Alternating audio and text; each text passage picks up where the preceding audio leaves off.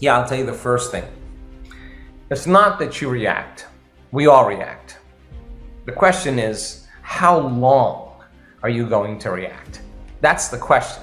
So we found out that when people react emotionally with anger, with antagonism, there's an arousal that takes place because you're turning on the sympathetic nervous system, and the sympathetic nervous system is a primitive system saying, Alex, whatever that is a threat to you. And if there's a threat, a good way to deal with a threat is to get aggressive. That's primitive. It's animal. It's very animal. Some people will say, oh my God, there's my ex, and instead of getting angry, they run. They flee. They're in fear. They're like, the fear is, I'm better just getting away. So the fear causes them to run. When people feel fear, when they feel anger, when they feel pain, those are the primary stimulators that switch on that sympathetic nervous system. And they used to say that it's automatic. Like, it's automatic. It happens automatically. That's part of the autonomic nervous system, and you really don't have any control of it. Turns out that's absolutely not the truth. So first thing is learning how to shorten your response to the emotional reaction. So if you have an event that happens to your life, in your life, and I say, Alex, why are you so mad today? And you say, oh, it's because of this situation and this person, and this happened this way. And I would say, oh my gosh, do you mean that person or that circumstance is controlling the way you feel and the way you think? Now, anything that's controlling the way we feel and the way we think makes us victims, whatever that is. Now, that's okay, but if you keep that emotional reaction going on for hours or days, and I say to you, Alex, it's 5 days, what's up? And you say to me, I'm upset from something that happened to me 5 days ago, I'd say you have a mood. You're in a mood. Now, some people keep that same emotional reaction going on for weeks or months. And then I would say, well, Alex has a angry temperament. It becomes a temperament. If we keep it going for, now this is true, people keep this going for years on end. If it goes on for years, now it's a personality trait. So here's the weird part about it. You ask that person who's been angry for years why they're angry, and they'll recall an event from 10 years ago, or a series of events from 10 years ago. Yeah, and the childhood. and the research on the memory says that 50% of that story isn't even the truth. They can't even remember the truth. They embellish the story and make it sound worse than it really was to excuse themselves from changing. Now, what we tell people is forget the event. Doesn't matter. The details of the event doesn't. What matters is learning how to overcome the emotion.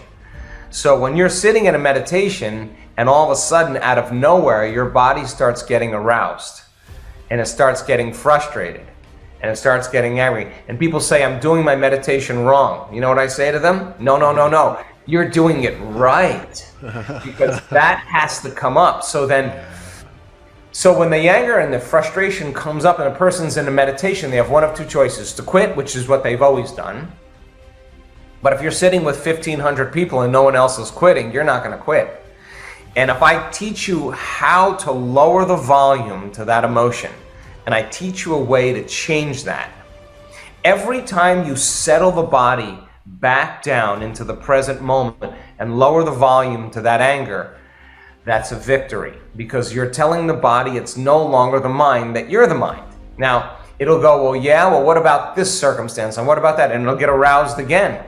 And then you notice it, and instead of turning on the TV or getting on your cell phone or getting on the social media, you lower the volume again. Now, this is the work.